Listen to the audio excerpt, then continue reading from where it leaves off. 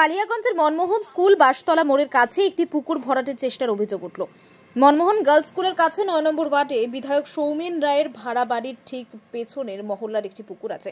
অভিযোগ অত্যন্ত গোপনে বেশ কয়েক মাস ধরে ওই পুকুর ভরাটের কাজ শুরু হয়েছে। ইতিমধ্যে ওই পুকুরের পূর্ব ও পশ্চিম অংশের অনেকটাই মাটি এবং আবর্জনা দিয়ে ভরাট করা হয়েছে। সম্প্রতি ওই পুকুর সমেত পাশের জমি হাত বদল হয়েছে।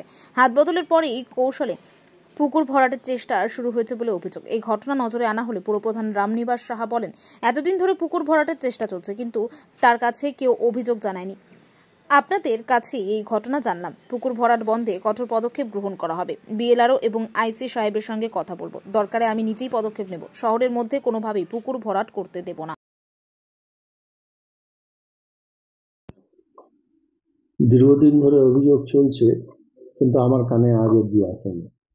না, বিধায়কের বাড়ির, এমএলএর বাড়ির পিছনেই একটা এত বড় পুকুর ভরাট হচ্ছে, বা এমএলএ সাহেবও আমাকে কোনোদিন একবারও ফোন করে বলেননি যে চেয়ারম্যান সাহেব এখানটা একটা পুকুর ভরানো হচ্ছে। যখন আপনাদের মাধ্যমে আমি শুনতে পেলাম, তা আমি দেখছি কিভাবে কি করা যায়। আমি বিএলও সাহেবের সাথে কথা বলবো, আইসি সাহেবের সাথে কথা বলবো। দরকার হলে আমি নিজেও যা স্টেপ নিব। শহরের মধ্যে কোনো রকম কোনো পুকুর ভরাট করতে দেব না আমি। ব্যুরো রিপোর্ট, উত্তরের প্রহরী।